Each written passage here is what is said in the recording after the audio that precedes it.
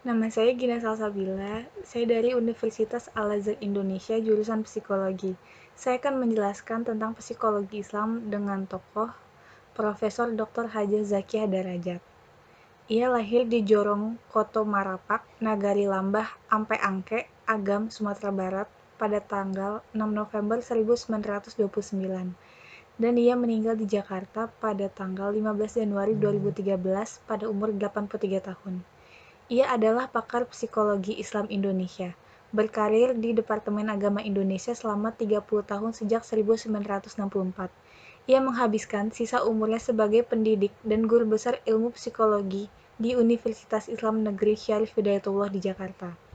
Setelah menyelesaikan pendidikan doktor di Mesir pada tahun 1964, Zakiah membagi waktu bekerja dan membuka praktik konsultasi psikologi. Ia pernah dipercaya sebagai Direktur Pendidikan Agama dan Direktur Pembinaan Perguruan Tinggi Agama Islam di Kementerian Agama, bertanggung jawab atas kebijakan dan eksistensi lembaga-lembaga pendidikan Islam. Pemikiran Zakiah Darajat di bidang pendidikan agama banyak mempengaruhi wajah sistem pendidikan di Indonesia. Ia membidani lahirnya kebijakan pembaruan madrasah dalam surat keputusan bersama 3 Menteri pada tahun 1975. Melalui surat keputusan tersebut, Zakiah menginginkan peningkatan penghargaan terhadap status madrasah, salah satunya dengan memberikan pengetahuan umum 70% dan pengetahuan agama 30%. Aturan yang dipakai hingga kini di sekolah-sekolah agama di Indonesia ini memungkinkan lulusan madrasah berbagai jenjang diterima di sekolah manapun maupun perguruan tinggi umum. Teorinya adalah, Zakiah merupakan satu-satunya perempuan di Dewan Pertimbangan Agung periode 1983 hingga 1988 dan pernah menjadi anggota MPR RI periode 1992 hingga 1997.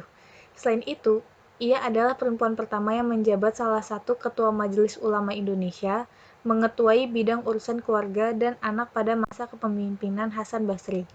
Zakiah mulai membuka praktik konsultasi psikologis waktu bekerja di Departemen Agama. Mulanya, ia membuka praktik 2 kali dalam seminggu.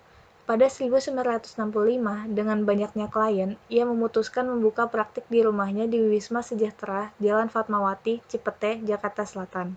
Setiap hari kerja, ia rata-rata menerima 5 pasien. Ketika diwawancara oleh Republika pada tahun 1994, ia mengaku sering tidak menerima bayaran apa-apa kalau mereka memberi saya terima.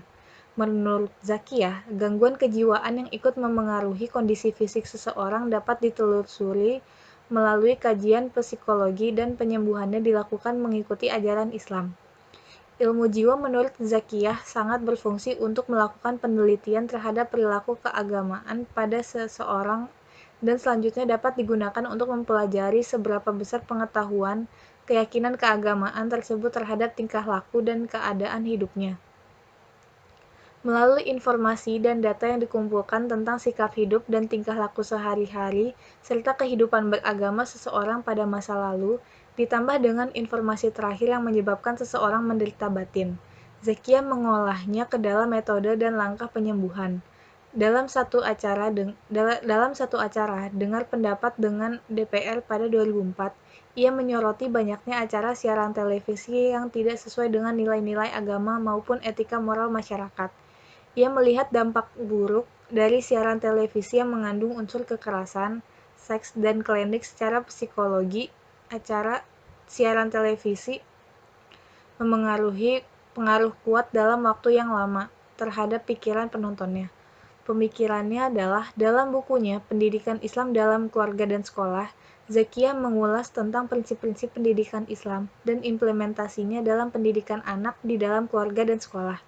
Pendidikan harus mengembangkan dimensi manusia yang terdiri dari 7 macam: fisik, akal, iman, akhlak, kejiwaan, keindahan, dan sosial kemasyarakatan. Pendidikan harus ditujukan untuk membangun dan membina manusia yang kuat, sehat, dan mampu melaksanakan tugasnya. Membina fisiknya yang sehat, sehingga tercipta kepribadian seimbang dan selaras sebagai pengabdian kepada Tuhan. Membina dan mengolah fisik yang kokoh sehingga terbina sikap-sikap terpuji seperti bersikap toleran, sportif, dan kerjasama. Sekian, terima kasih.